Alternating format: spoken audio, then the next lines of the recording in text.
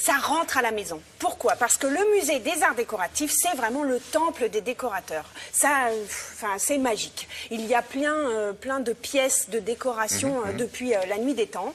Là, on a pris 16 décorateurs, on leur a confié une pièce à chacun, une pièce à vivre, et on leur a... Pas de contrainte. On leur a juste demandé d'aller fouiller dans les réserves du musée.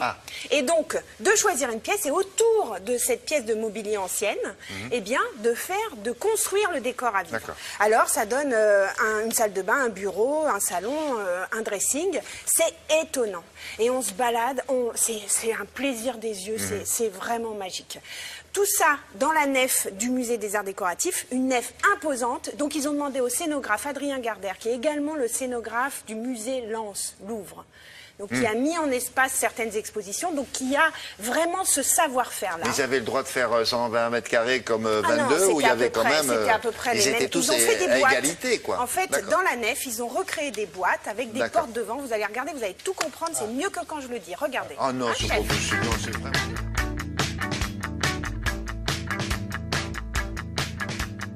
C'est la 5e édition de AD Intérieur. C'est un événement qu'on avait créé en 2010 pour les 10 ans du magazine.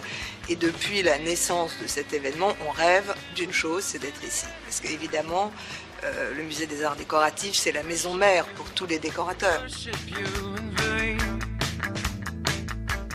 Quand le musée a été créé il y a 150 ans, les premiers fondateurs de cette maison étaient des manufacturiers, des designers, des artistes et beaucoup de décorateurs. Le choix des décorateurs se fait assez longtemps en avance parce qu'on essaie d'avoir un panel de styles extrêmement différents. Ils ont chacun joué le jeu, ils ont chacun fait des choix, je dirais, assez audacieux. On va de la Renaissance jusqu'au design des années 70.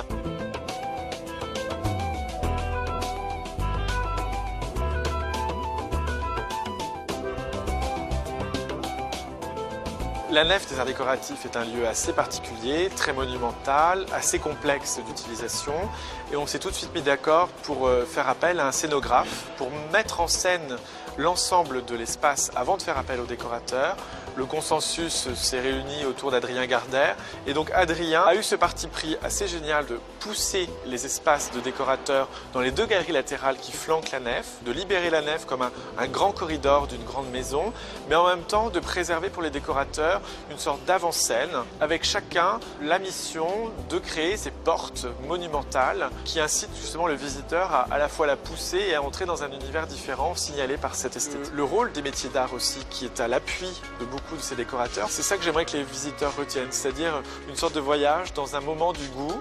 Voilà, on est à l'automne 2014, ça ne se reproduira pas de longtemps, ça ne s'est pas produit de cette manière depuis longtemps, et c'est l'histoire des arts décoratifs et du goût en train de se faire. Voilà, si vous passez par là, comme on dit. Le rêve. Jusqu'au 23 novembre au musée des arts décoratifs. J'aime beaucoup ce musée. Il faut vraiment y aller. À Paris, pardon. Mais je l'avais dit au début. Ouvert ce week-end, encore plus que d'habitude, parce que patrimoine, etc. Évidemment. Merci beaucoup, madame, messieurs. À plus tard. Dans quelques instants.